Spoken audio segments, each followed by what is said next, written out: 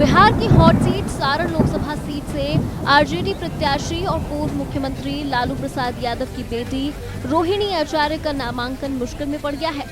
Patna high court के वरीय अधिवक्ता एसडी संजय ने बीजेपी की ओर से सारण कलेक्ट्रेट में शनिवार को शिकायत की है। जनता पार्टी की ओर से सारण के इस समाहरणालय में राजीव प्रताप रूडी जी जो भारतीय जनता पार्टी के यहाँ के लोकसभा प्रत्याशी हैं, उनकी ओर से आया था। यहाँ राजद की लोकसभा प्रत्याशी श्रीमती रोहिणी आचार्य जी के जो नॉमिनेशन पेपर और उनका शपथ पत्र है उसमें अनेकों खामियां पाई गई है, तो उसी का विरोध दर्ज कराने हम लोग आए थे। हमने यहाँ पर लिखित विरोध दर्ज कराया है उनके शपथ पत्र के ऊपर में कि उनके शपथ पत्र में बहुत सारी खामियां हैं और उन्होंने गलत उस पर विवरण किया है शपथ पत्र के साथ में। बता दें कि बिहार की हॉट सीटों में सारण की इस बार काफी चर्चा हो रही है। आरजेडी की ओर से लालू यादव की बेटी रोहिणी आचार्य चुनावी मैदान में है, तो बीजेपी की ओर से राजीव प्रताप रूडी मोर्चा संभाले हुए हैं।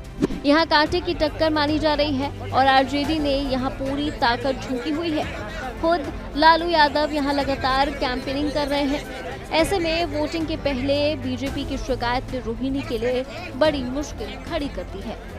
और आज मैं भारतीय जनता पार्टी की ओर से सारण के इस समाहरणालय में राजीव प्रताप रूडी जी जो भारतीय जनता पार्टी के यहाँ के लोकसभा प्रत्याशी हैं, उनकी ओर से आया था। यहाँ राजद की लोकसभा प्रत्याशी श्रीमती रोहिणी आचार्य जी के जो नॉमिनेशन पेपर और उनका शपथ पत्र है उसमें अनेकों खामियां पाई गई है, तो उसी का विरोध दर्ज कराने हम लोग आए थे। हमने यहाँ पर लिखित विरोध दर्ज कराया है उनके शपथ पत्र के ऊपर में कि उनके शपथ पत्र में बहुत सारी खामियां हैं और उन्होंने गलत उस पर विवरण किया है शपथ पत्र के साथ में, और उन्होंने उसके साथ ही अपना एक डिक्लेरेशन दिया है कि जो भी बात मैं शपथ पत्र पर कर रही हूँ वो बिल्कुल सही है, लेकिन रिकॉर्ड पर वो चीज़ बिल्कुल गलत है।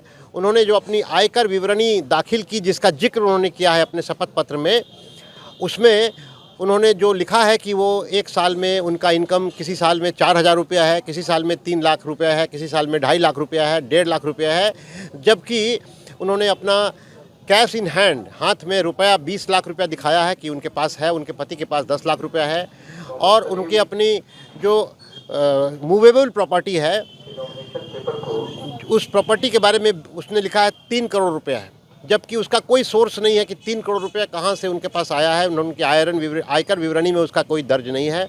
इसके अलावा उन्होंने करीबन 25 करोड़ रुपए का फ्लैट मुंबई में ख़रीदा है अपने पति के साथ में, लेकिन उसका भी कोई डिटेल नहीं है कि जब उनकी विवरणी आयकर विवरणी में 3 लाख 2 लाख 4,000 रुपया है तो 30 करोड़ रुपये का फ्लैट कहाँ से आया है।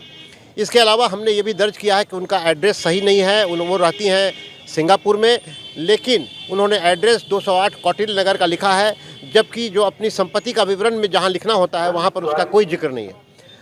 और इसके अलावा उन्होंने ये भी नहीं लिखा है कि उनका स्टेटस आज के दिन भारतीय है या भारतीय से वो नागरिक नहीं है अब, या नॉन रेजिडेंट इंडियन हो गई हैं वो। तो इसके बारे में भी उन्होंने बहुत गलत बातें सब लिखी है। इन सब से हमने लेकर के और लिखित विरोध दर्ज किया है कि उनका नॉमिनेशन रद्द किया जाए, और अब इस पर निर्णय लेंगे रिटर्निंग ऑफिसर। इसमें क्या निर्णय आ सकता है? देखिए, वो अपने निर्णय के लिए स्वतंत्र हैं, हमें उसमें कुछ नहीं कहना है। हमने अपना काम किया कि हमने विरोध दर्ज कराया है।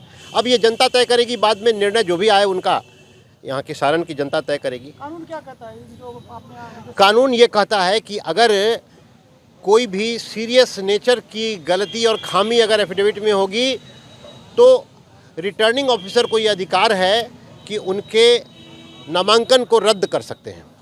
अब ये उनके विवेकाधिकार के ऊपर में है, उनके विवेक से वो क्या निर्णय लेते हैं।